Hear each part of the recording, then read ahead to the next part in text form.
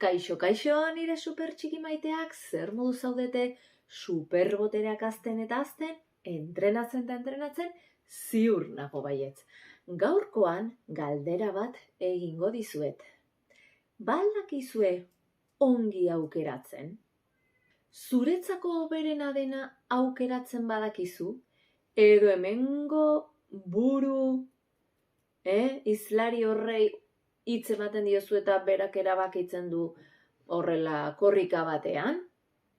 Jarraitu bideo ikusten eta deskubrituko duzu nola egiten duzun. Aurrera super txikiak!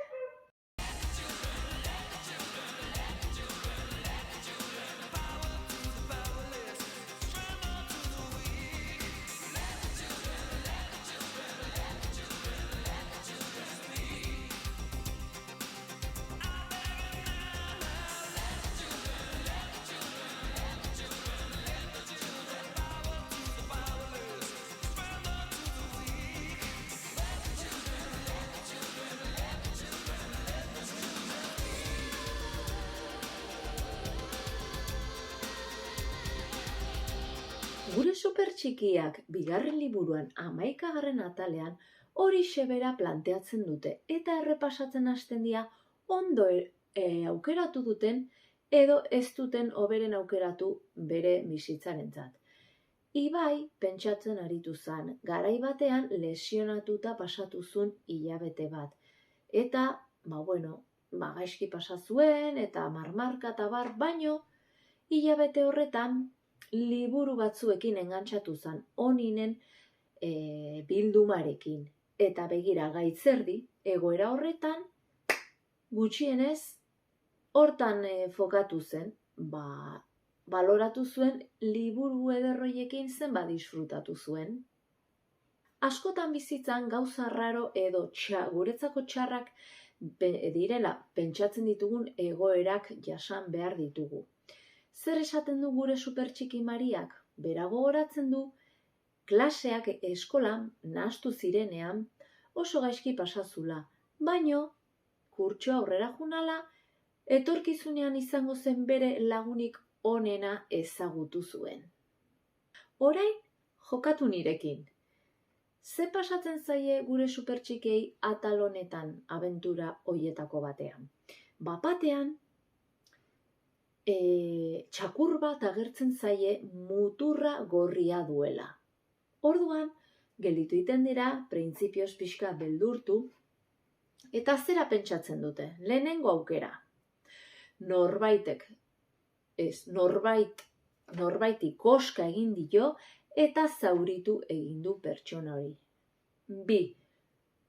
Tomate pixkat jandu, izan daiteke eta zikina egotea. 3.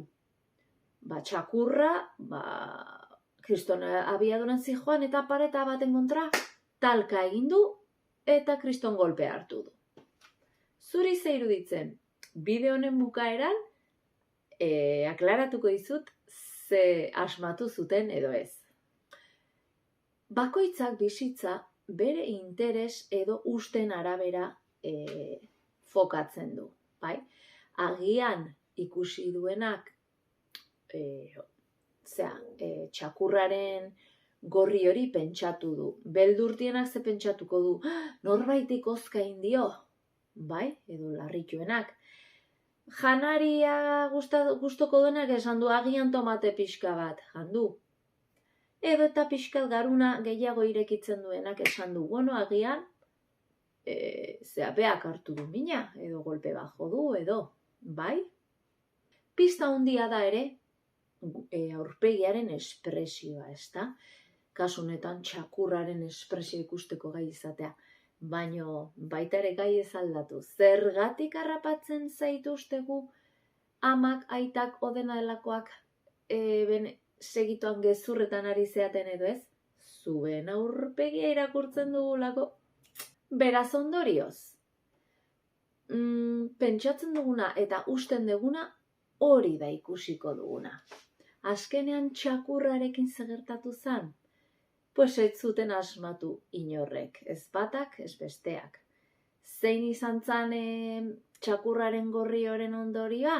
Grafitero alproja batek bere muturra gorri zipristindu zuen grafiti margotzen ari zen bitartean. Ze iruditzen? Zuk ze pentsatu duzu idatzi diazu hemen? Badakizu zein behar duzun zure onerako dena, hori da aukeratu behar duzuna. Aukera asko ditugu eta jakin behar da guretzako onuragarria dena aukeratzen. Praktikatu eta kriston superboterean bilakatuko duzu. Aurrera, supertxikiak!